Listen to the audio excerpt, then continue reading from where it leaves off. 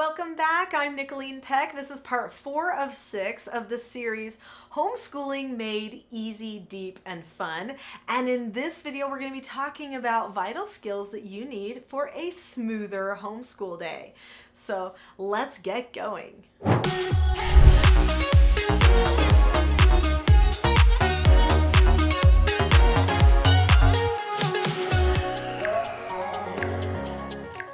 So many people know me for my skills. I go to homeschool conferences all over the world and I talk about skills. I talk about 4 basic skills that are in these books right here that teach children how to govern themselves. I talk about skills that parents need so that they can govern themselves. I talk about skills for having good meetings, skills for having good discussions, skills for staying calm when someone else isn't. What I'd like to talk about today are a few of those skills that are going to make a big difference in your homeschooling, but also some other skills you might not have thought of that can make an impact on what the children actually get out of it and how much they are willing to invest. In my Teaching Self-Government Parenting course, I talk about skills, lots of skills. We talk about structure elements, tone elements, things that people need to have a self-governing home. Now, what most people don't recognize is the very first lesson you ever teach your children is actually a social lesson.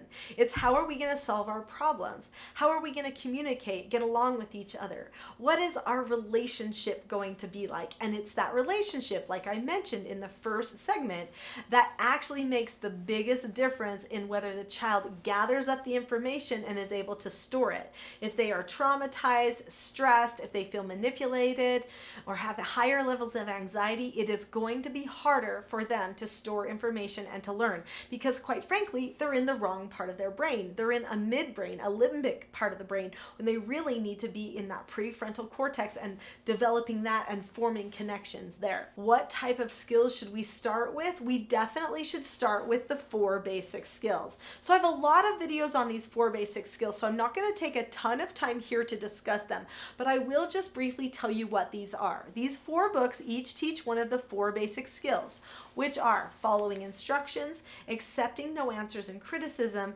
accepting consequences, and disagreeing appropriately. When a person knows how to follow instructions, they can look at the person or the situation, keep a calm face, voice, and body, say okay or ask to disagree appropriately, do the task immediately, and then check back.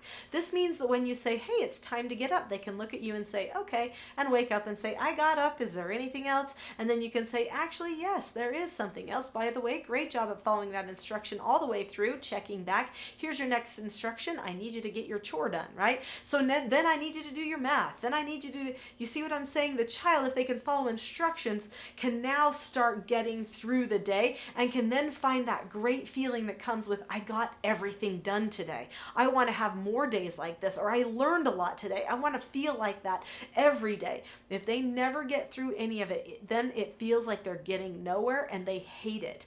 That one feeling of not getting anything accomplished can develop a hate of learning. So if you want to keep your children in love of learning, you want to keep them feeling good about their scholar pursuits, they've got to accomplish something, which means they've got to learn how to follow instructions, because if they won't follow instructions from you, they probably won't end up following instructions from themselves either. And ultimately, a person is a self-governed person if they can follow instructions from themselves. Now, this same idea relates to all 4 of these 4 basic skills. So accepting no answers. They need to be able to give themselves no answers, like no, it's not Lego time, or no, not a snack yet. I've got to still keep focusing in for another 10 minutes or something like that. And when they need to be corrected, because a good parent has to do some corrections sometimes, they need to be able to accept consequences. Also, that helps them accept your praise when you give them praise too. And then disagreeing appropriately. Maybe there's a need that they have that you aren't aware of, or something they want to discuss with you. They need to be able to use disagree appropriately to help you understand what they need you to understand too. This keeps the communication lines open. There are so many other things in the Teaching Self-Government Parenting course, which I call the TSG Parenting course, which is on my website, teachingselfgovernment.com, that you can access and you can actually start learning for your family. So I'm just going to tell you right now, when it comes to those skills, they make all the difference. I was able to travel the world, write books, teach classes in my co-op and in my community and in my church, as well as speak places, write books, all kinds of things because my children could self-govern.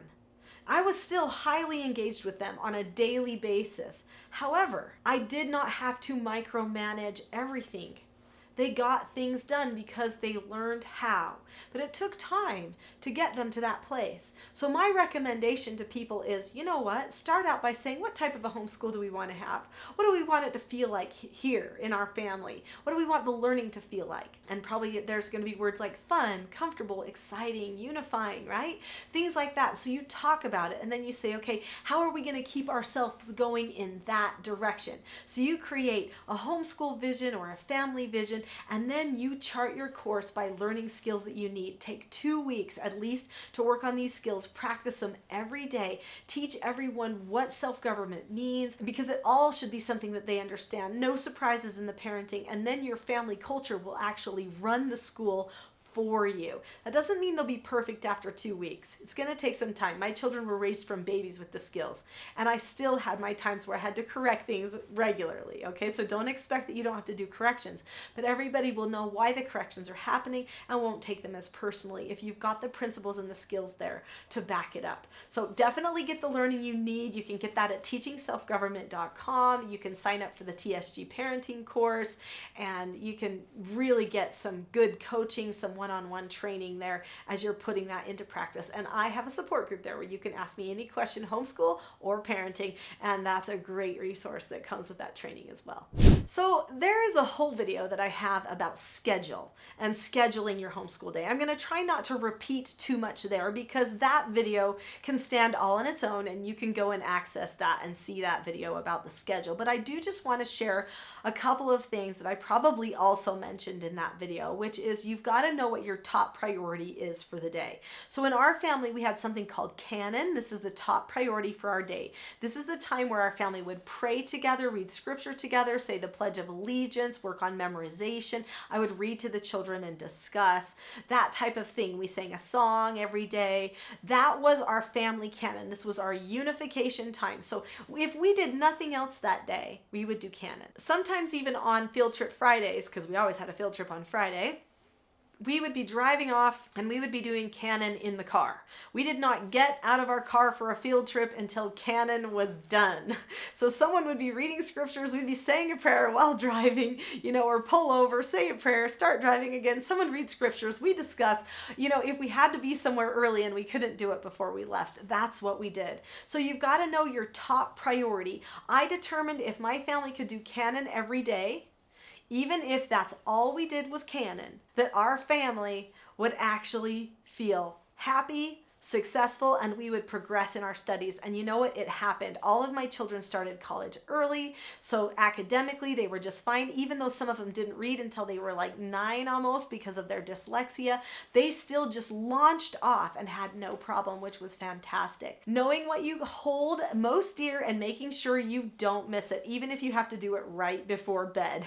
So have that moment, whether it's reading to the children a page or a paragraph or doing your scriptures or devotion time, whatever you call it in your family, have that time secure, and that will make life feel smoother. Also, make sure you are always studying something too. So I've always had a book that I'm reading and a journal that I'm writing in. So my learning journal. So learning journals, what do those mean? Well, honestly, they just mean like a notebook, right? So I had a learning journal for my own scripture study. I had a learning journal for my other study. And then sometimes I had a learning journal for other projects that I was working on. And I always had a learning journal for scheduling out what each child was going to be doing that year. So I dedicated one book to the year, one book to my studies in scripture, one book to my studies in other academic pursuits, and one book to projects. These were all the different ones that I had. And so I would get different colors of these. I mean, at the beginning of the school year, you can get tons of them for super cheap, right?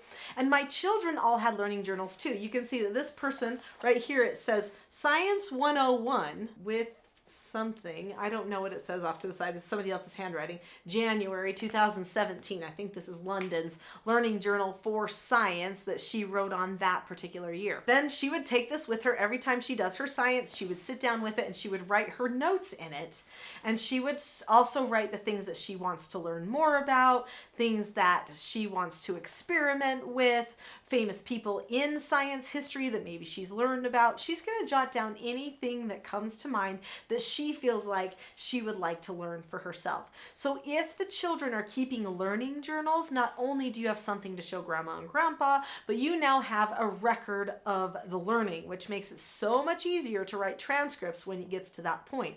Now, I do recommend keeping a kind of loose transcript all along the way, especially once the children hit high school age. So writing down, okay, we did biology, whatever, and the grade was like about this, and so making sure that you keep track of those things so that when they're ready to go to college, you're prepared. You also can, go back in time and say, oh, well, I think, we did this and I forgot to add this in. I mean, as long as you've got these books, then you know what somebody did. Even if you just have your book of the year where you say, this year we're studying these things, or these are my ideas for this year, that's going to help you write your transcripts, which is going to be great. And then if you want to write their grades out to the side of each semester or each quarter, depending on how the schools in your area keep track of their grades, then you can go ahead and do that as well. What I usually did is I would say, okay, well, A is like you did your very best. And if you didn't do your best, then I would calculate beyond there. So I didn't necessarily grade them on percentages. I just knew their effort that they put in. And that was a big thing too.